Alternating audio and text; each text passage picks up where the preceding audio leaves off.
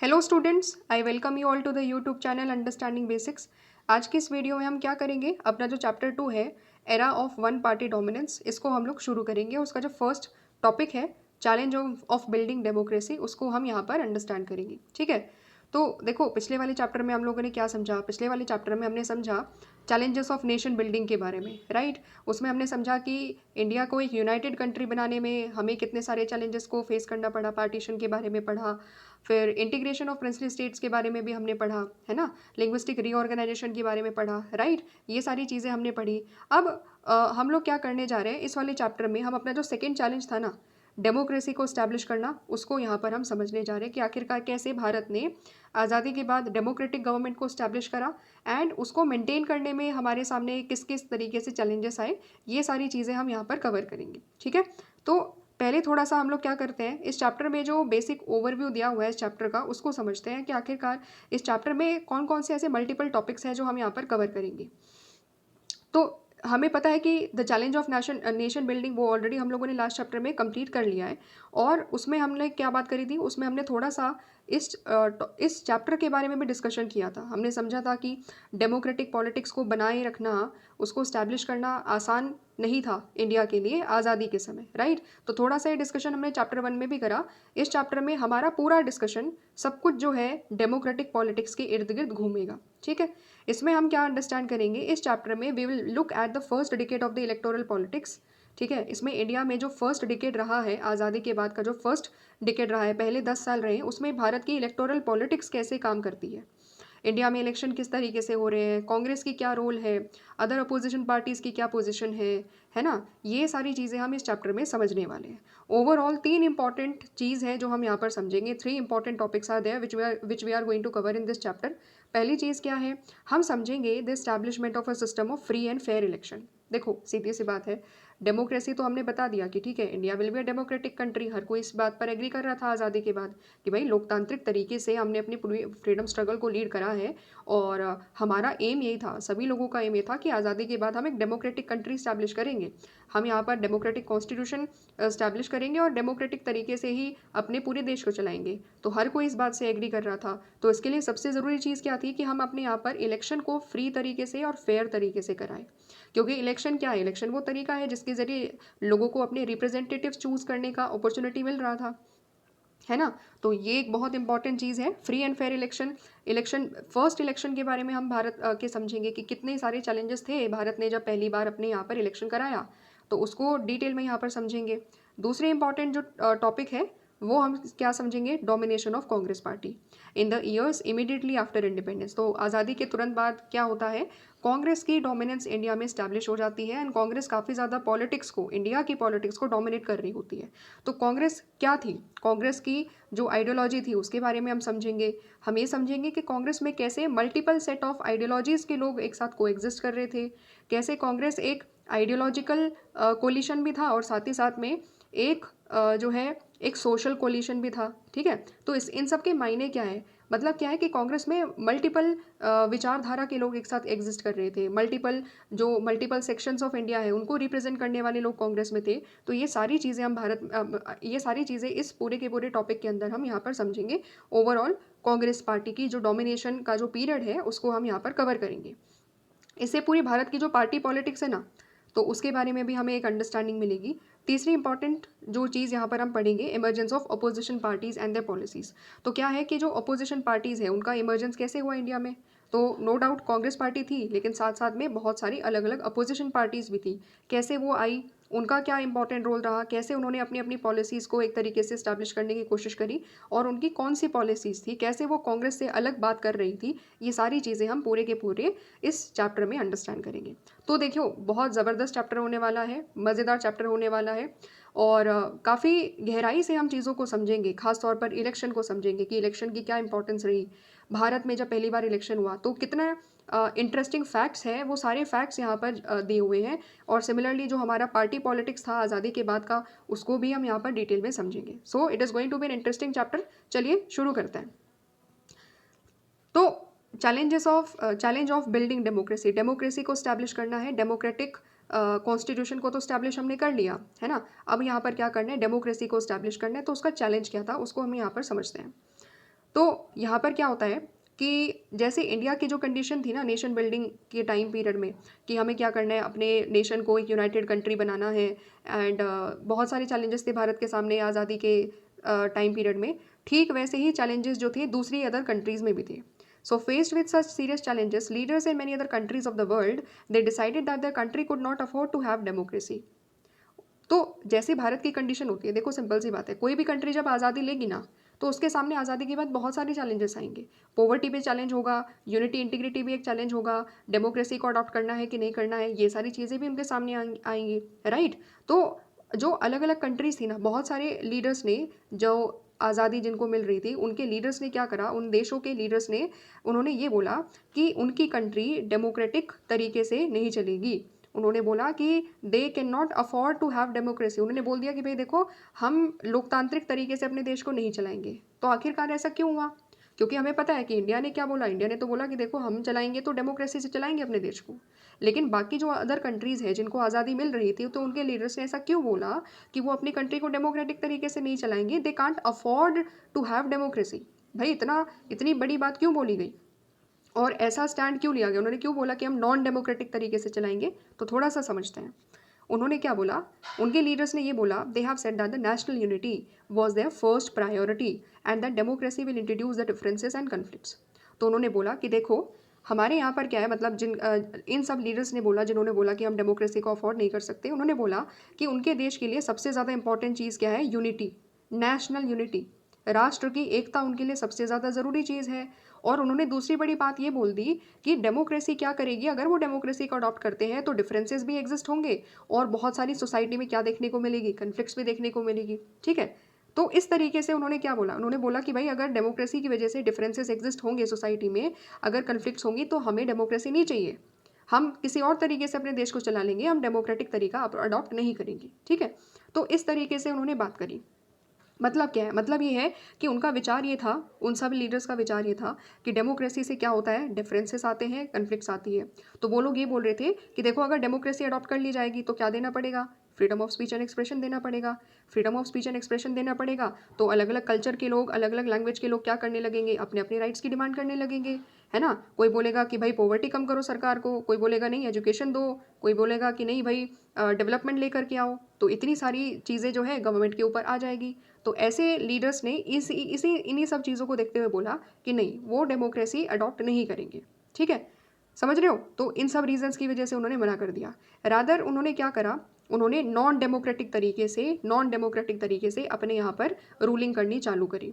तो फ्रीडम तो मिल गया लोगों को, है ना, लोगों को फ्रीडम तो मिल गया, बट क्या एक्चुअली में फ्रीडम मिला? नहीं, क्योंकि उन लोगों ने बोला कि नॉन डेमोक्रेटिक तरीके से वो अपने पूरे देश को चलाएंगे। तो लोगों के पास तो एक्चुअली में पावर आई क्या? लोगों के पास नहीं आ पाई, राइट। तो ये हुआ बहुत सारी अलग अलग कंट्रीज़ में। तो जब नॉन डेमोक्रेटिक रूल उन्होंने चूज़ करा, तो उन्होंने अलग अलग फॉर्म्स चूज़ करी नॉन डेमोक्रेटिक के, जैसे nominal democracy but effective control by one leader. कहने के लिए है डेमोक्रेसी, लेकिन वो नाम मात्र की डेमोक्रेसी है, एक ही लीडर का रूल हो रहा है वहाँ पर। तो डेमोक्रेसी किस बात की? दूसरी बड़ी चीज़ क्या है? वन पार्टी रूल, एक ही पार्टी का रूल है। जैसे चाइना में क्या हो रहा है, चाइना में क्या है, कम्युनिस्ट पार्टी का रूल है। तो डेमोक्रेसी है क्या? नहीं, वो तो नॉन डेमोक्रेटिक रिजीम हो गया। सिमिलरली डायरेक्ट आर्मी रूल भी वहाँ पर हुआ बहुत सारे नेशंस में। आज़ादी के बाद क्या हुआ, उन्होंने जब बोला कि नहीं, डेमोक्रेसी की वजह से उनकी यूनिटी इंटीग्रिटी पर इफेक्ट होगा और सोसाइटी में कन्फ्लिक्ट हो जाएंगी, और वो अपने आज़ादी को बहुत लंबे टाइम तक मेंटेन नहीं कर पाएंगे, तो उन्होंने बोला आर्मी का रूल रखते हैं। तो डायरेक्ट आर्मी रूल भी उन्होंने चूज़ करा। तो जस्ट कंसिडर करो कि इंडिया का एक्सपीरियंस कितना अलग है, ठीक है, आज़ादी के बाद का एक्सपीरियंस, कि हमने डेमोक्रेटिक तरीके से अपने देश को चलाने के लिए सोचा, और वहीं दूसरी और जो अलग अलग कंट्रीज़ है, जब उनको आज़ादी मिली तो उन्होंने बोला कि वो नॉन डेमोक्रेटिक तरीके से अपने देश को चलाएंगे, ठीक है। तो नॉन डेमोक्रेटिक रिजीम्स ने स्टार्टिंग में तो ये बोला कि थोड़ी समय के लिए आर्मी रूल या नॉन डेमोक्रेटिक तरीके से चलेंगे, कुछ समय के बाद डेमोक्रेसी लेकर आ जाएंगे। बट क्या ऐसा हो पाया? नहीं हो पाया। तो बहुत सारी कंट्रीज़ में जो नॉन डेमोक्रेटिक कंट्रीज़ स्टार्टिंग से ही रही है, वो लंबे टाइम तक आज भी क्या है, नॉन डेमोक्रेटिक तरीके से ही चल रही है, ठीक है। तो इस तरीके से ये अलग अलग कंट्रीज़ जो थी जिनको आज़ादी मिली, ठीक वैसे ही जैसे भारत को आज़ादी मिली, तो उन्होंने नॉन डेमोक्रेटिक तरीके से एक तरीके से अपने देश को गवर्न करने के लिए सोच लिया था। लेकिन क्या इंडिया ने ऐसा किया? नहीं। Leaders of newly independent India decided to take the more difficult path. तो हमने बोला कि अगर बाकी देश ये कह रहे हैं कि डेमोक्रेसी की वजह से कन्फ्लिक्ट होगी, डिफरेंसेस अराइज होंगे सोसाइटी में, तो हमारे लीडर्स ने बोला ठीक है, हम एक्सेप्ट कर लेंगे, हम कन्फ्लिक्ट को भी एक्सेप्ट करेंगे, हम डिफरेंसेस को भी एक्सेप्ट करेंगे, लेकिन हम चलाएंगे अपने देश को लोकतांत्रिक तरीके से ही। हम अपने देश को डेमोक्रेटिक कॉन्स्टिट्यूशन क्योंकि हमने बना लिया है, तो हम लोकतांत्रिक तरीके से ही चलाएंगे, क्योंकि हम जब आज़ादी की लड़ाई लड़ रहे थे तो वो भी हमने डेमोक्रेटिक तरीके से लड़ाई लड़ी। और क्यों लड़ी आज़ादी की लड़ाई? क्योंकि हम चाह रहे हैं लोकतंत्र आए। तो अगर हम अब नॉन डेमोक्रेटिक तरीके से चलाएंगे तो लोग फिर से विद्रोह करेंगे, पीपल रिबेल कर देंगे हमारे खिलाफ। ठीक है, समझ रहे हो? तो जब लोगों की चाह क्या थी, लोकतंत्र आए भारत में, तो इंडियन लीडर्स की भी यही चाह थी। वो लोग भी पूरे डेमोक्रेटिक तरीके से लड़ाई लड़ रहे थे। तो आइडिया क्या था? सब लोग चाह रहे थे भारत में लोकतंत्र आए। ठीक है, तो हमारे यहाँ पर फ्रीडम स्ट्रगल में we were deeply committed to the idea of democracy. पूरी भारत की सोसाइटी डेमोक्रेसी के आइडिया से कमिटेड थी, है ना। एंड हमारे जो लीडर्स थे, they were very conscious of the critical role of the politics in any democracy. They did not see the politics as a problem, they saw it as a way of solving the problem। ठीक है, तो हमारा जो approach था ना वो थोड़ा सा अलग था, हमारे लीडर्स का अप्रोच थोड़ा सा अलग था, क्योंकि हमें पता था, हमारे लीडर्स को पता था कि पॉलिटिक्स कोई प्रॉब्लम नहीं है। Politics is not a problem. ठीक है, प्रॉब्लम क्या है? प्रॉब्लम ये है कि जब पॉलिटिक्स के नाम पर आप पावर के लिए सब कुछ करने लगोगे, दैट विल बी प्रॉब्लम। ठीक है, पावर ही सब कुछ आप देख लोगे कि पावर ही सब कुछ है आपके लिए, तो वो प्रॉब्लम हो जाएगी, क्योंकि आप पावर का मिसयूज़ करोगे, लोगों की आवाज़ को दबाओगे फिर। इसीलिए हमारे लीडर्स ने बोला कि हमारे लिए politics is not a problem, क्योंकि हम पॉलिटिक्स को सही तरीके से यूज़ करेंगे, हम पॉलिटिक्स से अपनी लोगों की समस्याओं को सॉल्व करेंगे। एंड पॉलिटिक्स हमारे लिए क्या था? पॉलिटिक्स हमारे लिए एक ज़रिया था जिससे हम अपने लोगों के वेलफेयर को इंश्योर कर सके एंड भारत का क्या कर सके, डेवलपमेंट कर सके। तो ये अप्रोच ये डिफरेंस ऑफ अप्रोच है बाकी लीडर्स में। बाकी जो कंट्रीज़ आज़ाद होती है तो उन्होंने अलग रास्ता चूज़ करा, एंड इंडिया ने क्या करा है? इंडिया ने डेमोक्रेटिक रास्ता चूज़ करा। ठीक है, तो क्योंकि हमारा विश्वास था कि पॉलिटिक्स बहुत ज़रूरी है, और किसी भी डेमोक्रेसी में जो भी हमें सोशल इकोनॉमिक रिफॉर्म्स लेकर आने हैं, तो वो डेमोक्रेटिक तरीके से पॉलिटिक्स जब हम करेंगे तब आ पाएंगे। तो हमारा विश्वास ये था। इसीलिए यहाँ पर क्या होता है, यहाँ पर जब हमारे यहाँ पर भी क्या होता है कि ठीक है, हमारे लीडर्स ने बोला कि ठीक है, कन्फ्लिक्ट्स आएंगे, डिफरेंसेस आएंगे, जो कि आए भी। लिंग्विस्टिक रीऑर्गेनाइजेशन के क्या था? बहुत बड़ा चैलेंज था, जो क्या दिखा रहा था कि डिफरेंसेस है, लैंग्वेज के बेसिस पर लोग चाहते हैं कि उनके स्टेट्स का एक तरीके से रीऑर्गेनाइजेशन हो। ठीक है, तो चैलेंजेस तो भारत के सामने आए, लेकिन हमने बोला कि हम डेमोक्रेटिक तरीके से डील करेंगे, और हमने लैंग्वेज के बेसिस पर स्टेट्स का क्रिएशन करा, और वो भी बहुत डेमोक्रेटिक तरीके से लोगों की बात समझते हुए, सुनते हुए काम किया हम लोगों ने। ठीक है, तो हमारा तरीका क्या था? हमारा आंसर था डेमोक्रेटिक पॉलिटिक्स। हमारे सारे क्वेश्चन जो कह रहे थे कि कन्फ्लिक्ट्स होगी और बहुत ज़्यादा एक तरीके से क्या हो जाएगा, डिफरेंसेस हो जाएंगे, हो सकता है may be unity and integrity पर खतरा हो, हमने कहा ऐसा कुछ नहीं होगा। हम अपने लोकतांत्रिक तरीके से अपने देश को चलाएंगे, जो समस्याएं आएंगी डील करेंगे डेमोक्रेटिक तरीके से, लोगों की आवाज़ को सुनेंगे, दबाएंगे नहीं, लोगों को एक तरीके से सप्रेस नहीं करेंगे आवाज़ को। ठीक है, इसीलिए हमारे यहाँ पर जो लीडर्स थे उन्होंने बोला कि हमारे यहाँ पर पॉलिटिकल एक्टिविटी का पर्पस क्या है? Deciding and pursuing the public interest. हम पब्लिक इंटरेस्ट के लिए काम करेंगे, हम पावर के लिए काम नहीं करने वाले। We are not going to work for the purpose of power. हम यहाँ पर पॉलिटिक्स को एज अ सर्विस के तौर पर देखेंगे, और उसी लिए भारत के लोगों के लिए काम करेंगे। एंड दैट इज़ वाई ये डिफरेंस था जो दुनिया ने अडॉप्ट करा। मतलब बाकी सभी अलग अलग कंट्रीज़ ने नॉन डेमोक्रेटिक तरीके से चीज़ों को अडॉप्ट करा, इंडिया ने कहा कि नहीं, हम तो लोकतांत्रिक तरीके से ही चलेंगे। ठीक है, समझ में आया? तो ये पूरा डिफरेंस ऑफ अप्रोच है। ओके, अब हम यहाँ पर क्या समझ रहे हैं? नेक्स्ट पैराग्राफ में जो बात बताई गई है वो ये बताई गई है कि हमें अब डेमोक्रेटिक, तो हमने बोल दिया कि ठीक है हम डेमोक्रेसी है, अब इलेक्शन भी तो करवाने पड़ेंगे ना, तो उसी इलेक्शन के बारे में हम यहाँ पर अंडरस्टैंड करेंगे। लेकिन उससे पहले कुछ इंपॉर्टेंट फैक्ट्स हैं जो आप अपनी एनसीईआरटीज़ में साथ में टिक मार्क कर लो, क्योंकि एग्जाम में आएंगे। सीयूईटी की बात करें या फिर जो बोर्ड एग्जाम होता है, तो उसमें भी यहाँ पर ये इंपॉर्टेंट क्वेश्चन बन सकते हैं। सबसे पहली चीज़ क्या है कि कॉन्स्टिट्यूशन को अडॉप्ट कब किया गया? 26 नवंबर 1949 को हमने अडॉप्ट किया। ठीक है, और उसको साइन कब किया गया? साइन का मतलब क्या है कि जितने भी कॉन्स्टिट्यूएंट असेंबली के मेंबर्स थे ना, जितने भी कॉन्स्टिट्यूएंट असेंबली के मेंबर्स थे, उन्होंने पूरे कॉन्स्टिट्यूशन पर एक तरीके से कॉन्स्टिट्यूशन पे क्या किया? सिग्नेचर किया कि ठीक है फाइनली ये कॉन्स्टिट्यूशन हमारे लिए फाइनलाइज्ड है। तो वो कब किया गया? 24 जनवरी 1950 को। ठीक है, जब सिग्नेचर हो गया तो फाइनली क्या होता है? 26 जनवरी 1950 को कॉन्स्टिट्यूशन इफेक्ट में आ जाता है, यानी कॉन्स्टिट्यूशन इम्प्लीमेंट हमारा होना चालू हो जाता है, इम्प्लीमेंटेशन शुरू हो जाता है। एंड हमें पता है कि 26 जनवरी 1950 को इंडिया क्या बनता है? रिपब्लिक बनता है। India becomes a republic. ठीक है, हमारा खुद का कॉन्स्टिट्यूशन आ गया, कॉन्स्टिट्यूशन के मुताबिक हमारी कंट्री चलेगी। राइट, यहाँ तक चीज़ें समझ में आई? अच्छा, तो जब हमारी कॉन्स्टिट्यूशन के मुताबिक हमारी कंट्री अब चलेगी तो सबसे ज़रूरी चीज़ क्या है, we have to install the first democratically elected government. अब हमें क्या करना पड़ेगा, इलेक्शन कराने पड़ेंगे और गवर्नमेंट को इलेक्ट करना होगा डेमोक्रेटिक तरीके से।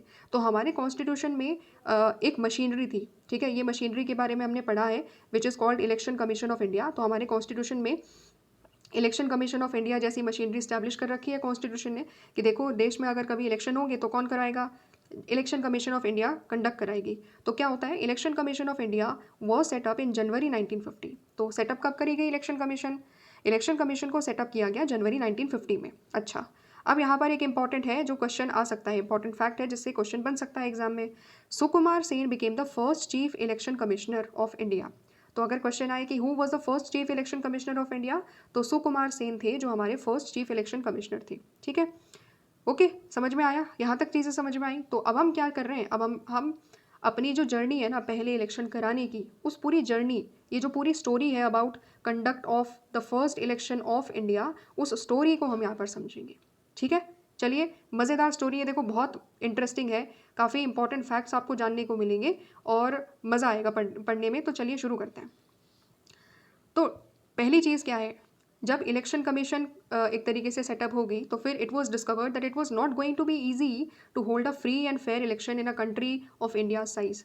भारत जैसी बड़ी साइज़ में, इतनी बड़ी साइज़ की जो कंट्री है उसमें इलेक्शन करा लेना, और वो भी इतने सारे जनसंख्या लोगों की एक तरीके से जनसंख्या थी हमारे, इतने सारे वोटर्स थे। तो इन सब सिचुएशंस को देखते हुए ये पूरा मतलब एक तरीके से समझ में आ गया था that it was not going to be easy sorry, ये आसान नहीं होने जा रहा है कि हम फ्री तरीके से, फेयर तरीके से अपने यहाँ पर इलेक्शंस कंडक्ट करा लें, मतलब बहुत सारे चैलेंजेस आने वाले हैं। सबसे पहली चीज़ क्या है, इलेक्शन कराने से पहले हमें क्या कराना पड़ता है, डिलिमिटेशन कमीशन क्या करती है, डिलिमिटेशन कमीशन हमारी जो कॉन्स्टिट्यूएंसीज है उसको ड्रॉ करती है, राइट। ये पढ़ा हुआ है हम लोगों ने क्लास 11th में भी कि पूरे भारत को क्या किया जाता है, पूरे भारत की जो टेरिटरीज है उसको छोटे छोटे पार्ट्स में डिवाइड किया जाता है, विच आर कॉल्ड कॉन्स्टिट्यूएंसीज। समझ में आ गया है ना। तो सबसे पहले क्या करना पड़ेगा, इलेक्शन से पहले हमें कॉन्स्टिट्यूएंसीज का एरिया डिसाइड करना पड़ेगा, जो कौन करता है, डिलिमिटेशन कमीशन डिसाइड करती है। तो सबसे पहले क्या किया गया, भारत की बाउंड्रीज, भारत की इंटरनल बाउंड्रीज जो कॉन्स्टिट्यूएंसीज थी उसको ड्रॉ किया गया। ठीक है, तो पहले कॉन्स्टिट्यूएंसी का इलाका डिसाइड किया गया, कॉन्स्टिट्यूएंसीज भारत में डिसाइड की गई। फिर उसके बाद क्या करना था, फिर उसके बाद इलेक्टोरल रोल प्रिपेयर करना था। अब आप बोलोगे ये इलेक्टोरल रोल क्या होता है, तो इलेक्टोरल रोल का मतलब होता है it is a list of all the citizens which are eligible to vote.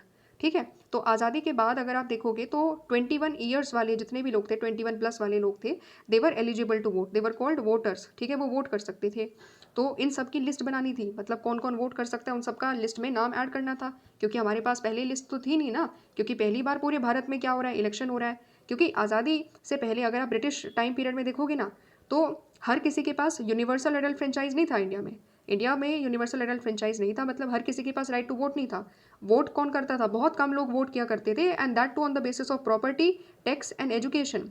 Property जिसकी बढ़िया होगी, जिसके पास ज़्यादा प्रॉपर्टी होगी, जो अच्छा टैक्स पे कर रहा है, ज़्यादा टैक्स पे कर रहा है, जो एजुकेटेड व्यक्ति है, केवल उन्हीं के पास राइट टू वोट हुआ करता था। तो पूरे भारत के लोगों के पास राइट टू वोट नहीं होता था।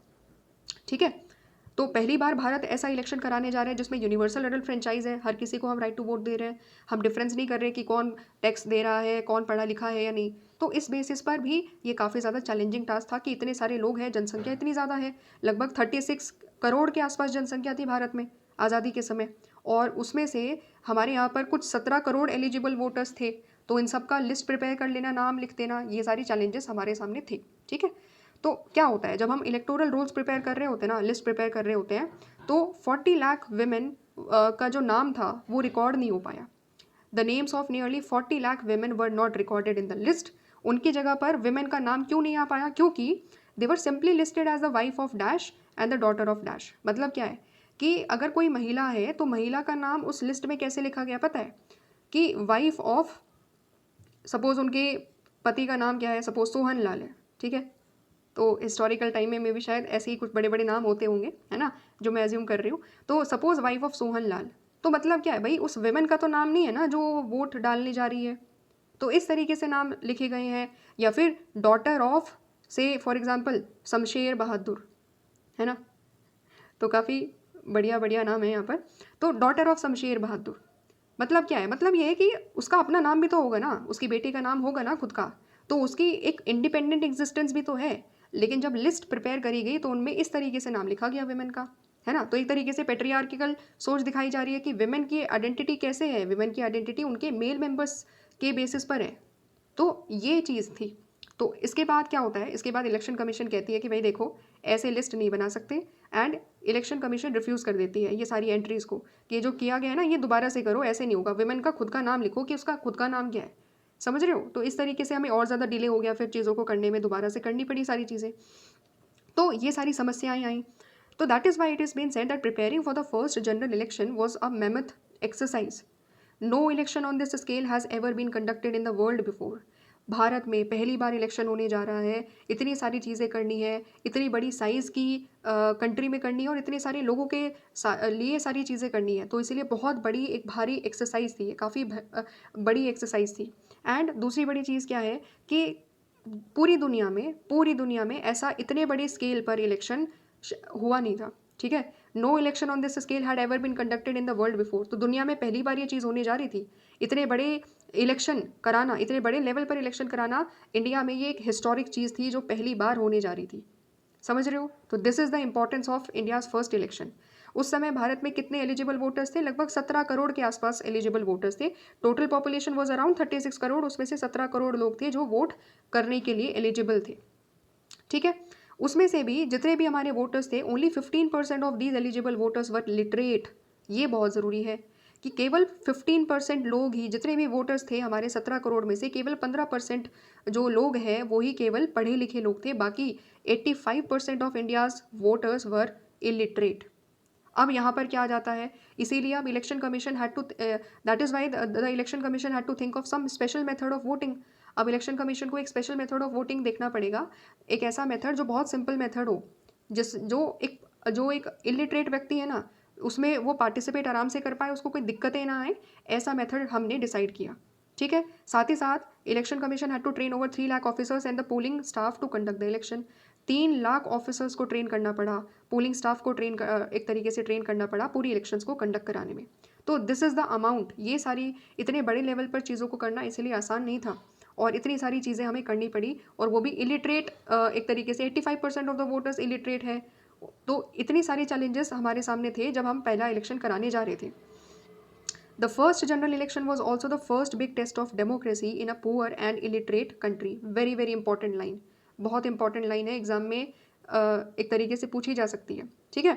क्या बोला जा रहा है यहाँ पर कि ये जो सारी चीज़ें हैं जो भी हम पढ़ रहे हैं वो बता रहे हैं कि फर्स्ट जो हमारा जनरल इलेक्शन हो रहा था वो क्या सिंबलाइज कर रहा था, वो first big test of democracy in a poor and illiterate country भी शो करता है कि ये पहली बार ऐसा होने जा रहा है कि किसी पुअर कंट्री में, किसी इलिटरेट कंट्री में जहाँ पर 85% ऑफ पॉपुलेशन, 85% ऑफ वोटर्स क्या इलिटरेट है, वहाँ पर क्या होने जा रहा है, यूनिवर्सल अडल्ट फ्रेंचाइज के बेसिस पर वोटिंग होने जा रही है, इलेक्शन होने जा रहे हैं।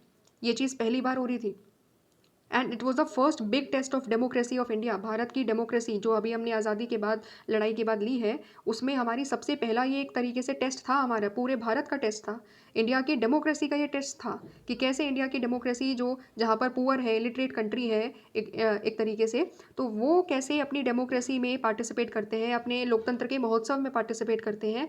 ये चीज़ भी सिम्बलाइज करता है हमारा पहला इलेक्शन, पहला जनरल इलेक्शन।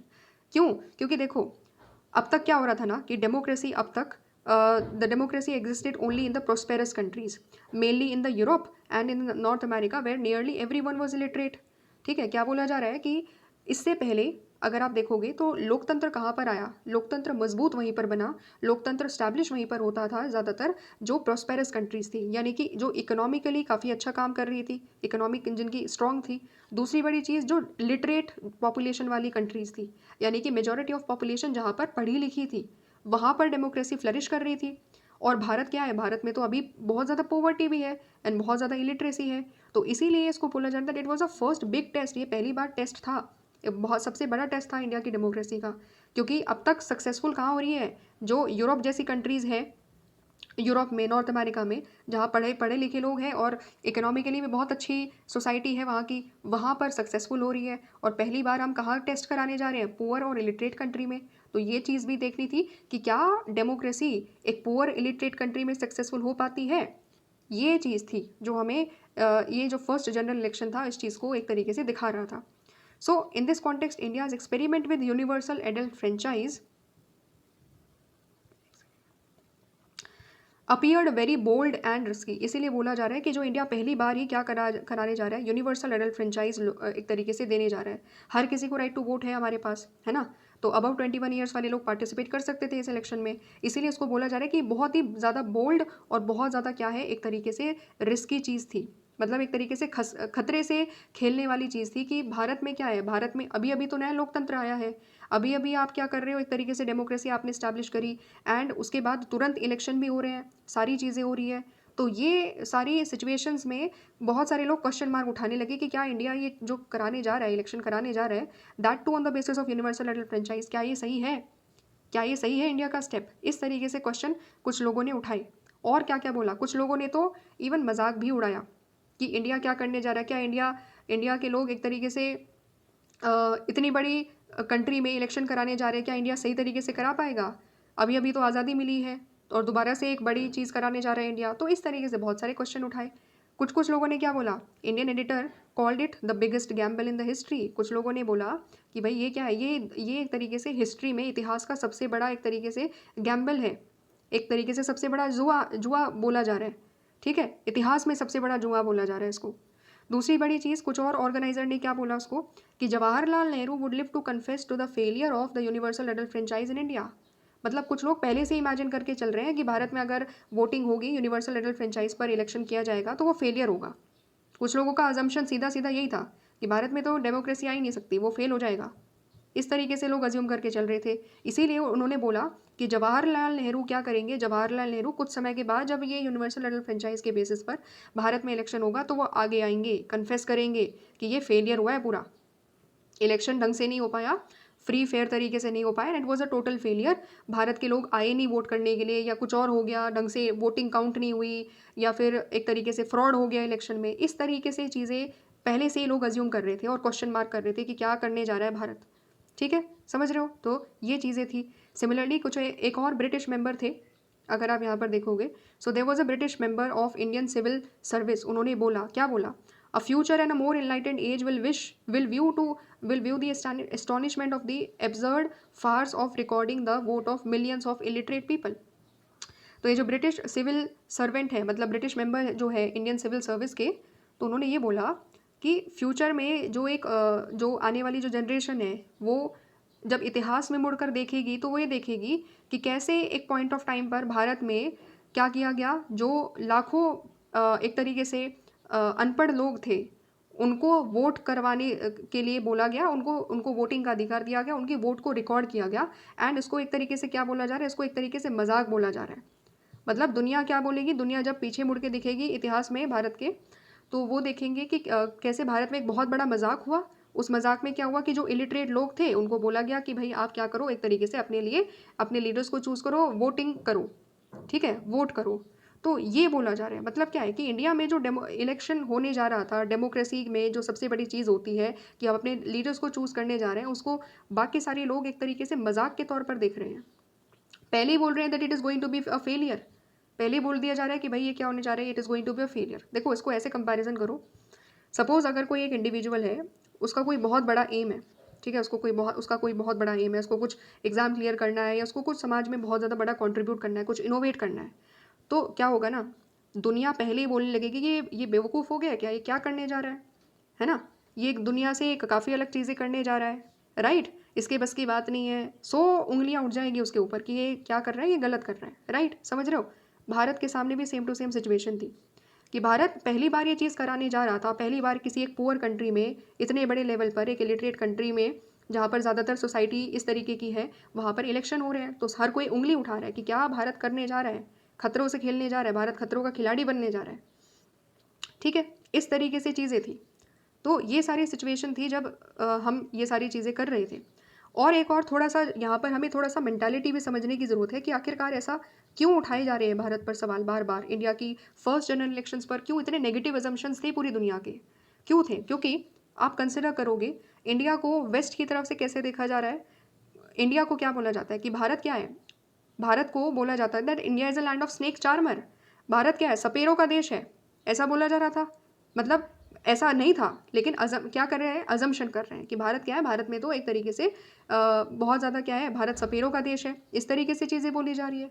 दूसरी चीज़, जब भारत आज़ाद हुआ तो भारत की कंडीशन अच्छी नहीं थी, तो लोग बोल रहे थे कि भारत के लोगों के पास कपड़े नहीं हैं, भारत के लोगों के पास रोटी नहीं है, ठीक है, भारत के लोग इलिटरेट है, ये लोग कैसे जान पाएंगे कि डेमोक्रेसी क्या होती है, राइट टू वोट की इंपॉर्टेंस इन लोगों को कैसे पता होगी, ये लोग वोट करने जाएंगे ही नहीं।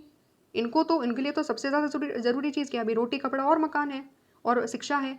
अब जब तक उनको ये बेसिक चीज़ें ही नहीं मिली तो उनको ये पॉलिटिकल राइट्स का कुछ मायने होंगे उनके लिए। इस तरीके से लोग अज्यूम कर रहे थे भारत के जो डेमोक्रेसी था, जो इलेक्शन हो रहा था, तो इस तरीके से लोगों का अजम्पशन था कि that is why it is going to be a total failure, इसलिए फेलियर हो जाएगा, क्योंकि ना भारत के पास करना लोग, उनके पास ना कपड़े हैं ना उनके पास रोटी है, वो कैसे लाइन में खड़े होकर के एक तरीके से वोट करेंगे, उनको इंपॉर्टेंस ही नहीं पता होगी राइट टू वोट की, समझ रहे हो।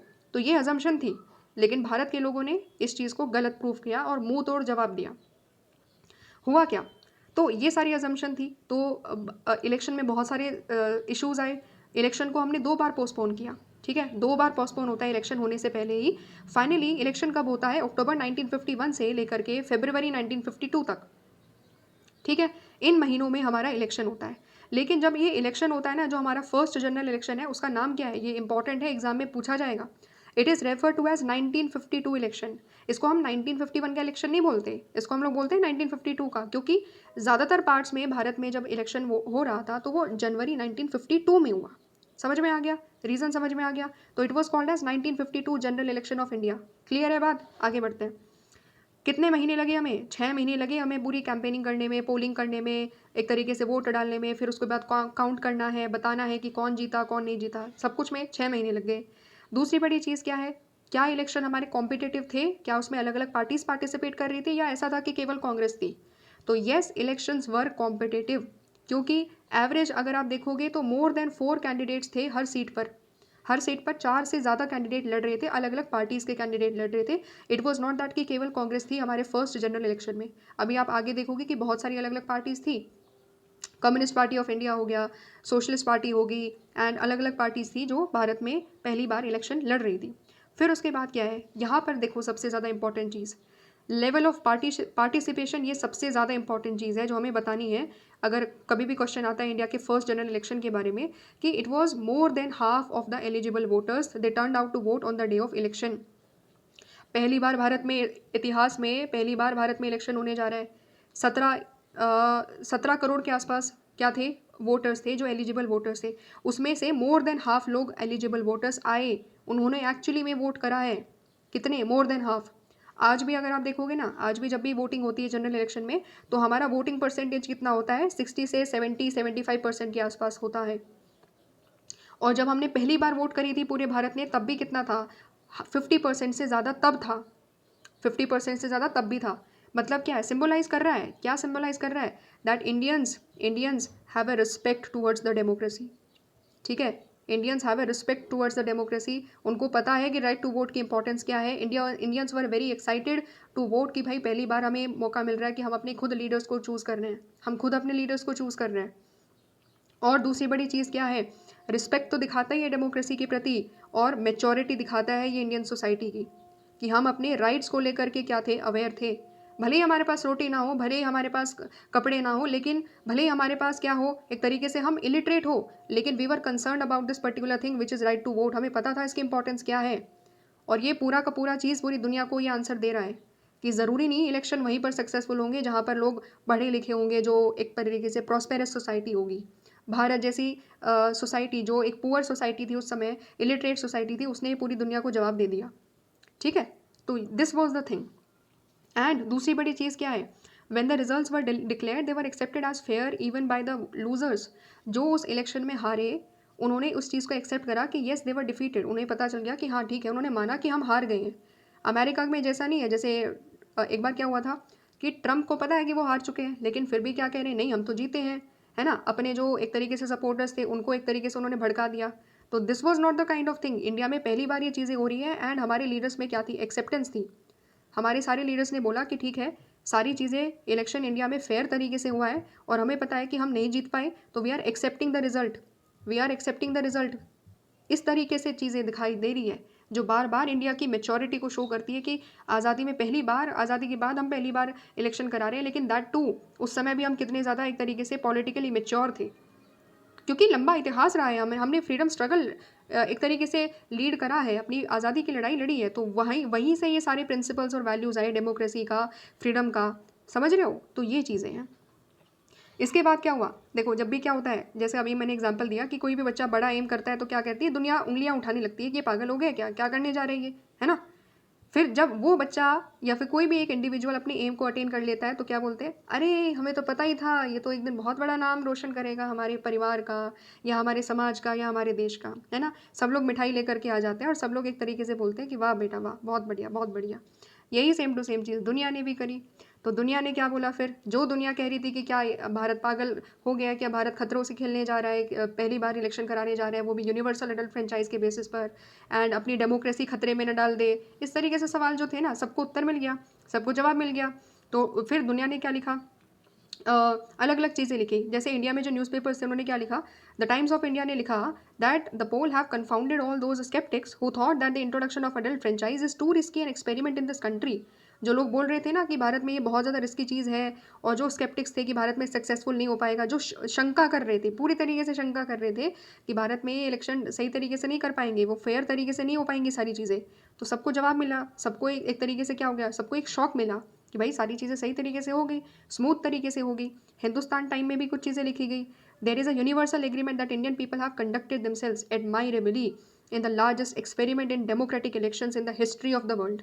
ये पूरी दुनिया में क्या है, एक यूनिवर्सल एग्रीमेंट हो गया है, पूरी दुनिया को समझ में आ गया है कि भारत के लोगों ने अपने आप को बहुत सही तरीके से कंडक्ट करा, और किस चीज़ में कंडक्ट करा, बहुत एडमायरेबली तरीके से उनका कंडक्ट दिखाई देता है in the experiment of the India के जो एक तरीके से लार्जेस्ट एक्सपेरिमेंट था पूरी दुनिया में डेमोक्रेटिक इलेक्शन का, उसमें भारत के लोगों ने जो कंडक्ट किया है, जिस तरीके से उन्होंने डेमोक्रेसी में पार्टिसिपेट करा है, इलेक्शंस में पार्टिसिपेट करा है, वो पूरी दुनिया को कहीं ना कहीं एक बहुत बड़ा संदेश दे रहा है। ठीक है। सिमिलरली भारत के बाहर के लोग भी क्या थे, भारत के इलेक्शन में जो सारी चीज़ें हुई उससे बहुत इंप्रेस हुए, है ना। तो यही चीज़ें होती हैं, जब आपको सक्सेस मिल जाती है तो लोग क्या करने लग जाते हैं, तालियां बजाने लग जाते हैं, आपके फ़ैन बन जाते हैं कि भाई बहुत बढ़िया बहुत बढ़िया। उससे पहले क्या थे, वो आपके क्रिटिसाइजर्स थे, राइट। तो ये चीज़ जैसे इंडिया के केस में है, वैसे हम इंडिविजुअल्स के केस में भी है कि हमें फ़र्क नहीं पड़ना चाहिए कि दुनिया क्या बोल रही है, वो दुनिया ही क्या जो बोले ना, वो दुनिया ही क्या जो बोले ना, जब हम कुछ ट्राई कर रहे हैं, है ना। तो इस चीज़ को यहाँ पर समझो कि जब आप कुछ कर जाओगे तो वो दुनिया का रूप बदल जाएगा, जो पहले कुछ और क्वेश्चन मार्क आप पर उठा रहे थे वो आपके सपोर्ट में आ जाएंगे, समझ रहे हो। तो ये लर्निंग है, लाइफ लेसन है यहाँ से। फाइनली क्या होता है, इंडिया के general elections of 1952 became a landmark in the history of democracy all over the world. पूरी दुनिया में हिस्ट्री ऑफ डेमोक्रेसी में एक लैंडमार्क बन जाता है। ठीक है, काफ़ी इंपॉर्टेंट लाइन है, एग्जाम में आप लिख सकते हो। सिमिलरली जो लोग कह रहे थे ना कि पोवर्टी और लैक ऑफ एजुकेशन वाली जो सोसाइटी होती है उसमें डेमोक्रेटिक इलेक्शन ढंग से नहीं हो सकते, हमारी सोसाइटी ने, हमारे भारत के लोगों ने प्रूव करा that democracy could be practised anywhere in the world. फ़र्क नहीं पड़ता कि वो पुअर है, वो इलिटरेट है, वो फ़र्क नहीं पड़ता। डेमोक्रेसी के लिए सबसे ज़रूरी चीज़ क्या है, वो डेमोक्रेटिक स्पिरिट होना ज़रूरी है, जो भारत में थी। आज़ादी की लड़ाई हमने इसी डेमोक्रेटिक स्पिरिट से लड़ी। भारत में दूसरी बड़ी चीज़ क्या होती है, डेमोक्रेसी के लिए रिस्पेक्ट होना बहुत ज़रूरी है, ठीक है, और मैच्योरिटी होना बहुत ज़्यादा ज़रूरी है, राइट। तो ये तीनों चीज़ें भारत में थी, और इसीलिए भारत ने प्रूव कर दिया दुनिया को कि देखो भाई, ज़रूरी नहीं है, जो आपका अजम्पशन था ना, जो नेगेटिव अजम्पशन था कि भारत फेल हो जाएगा, भारत डेमोक्रेसी को कहीं खतरे में न डाल दे, इतनी मुश्किल से तो आज़ादी मिली है आप लोगों को, क्या करने जा रहे हो, 100 प्रकार के सवाल, सब के सब मुंह बंद कर दिया हम लोगों ने। ठीक है, समझ रहे हो। तो इतिहास में ये सबसे बड़ा इलेक्शन, और वो भी सक्सेसफुल हो जाना, काफ़ी बड़ी अचीवमेंट थी इंडिया की डेमोक्रेसी के लिए। एंड ये दिखा रहा था कि इंडिया में डेमोक्रेसी का फ्यूचर क्या है, डेमोक्रेसी का future is very very bright, समझ रहे हो। तो ये चीज़ है, ठीक है। तो इस तरीके से ये वाली चीज़ें हो जाती है कंप्लीट। अब क्या करना है भाई, अब ये करना है, यहाँ पर छोटा सा एक कार्टून टाइप की चीज़ें दी हुई है, तो थोड़ा सा इसको पढ़ लेते हैं।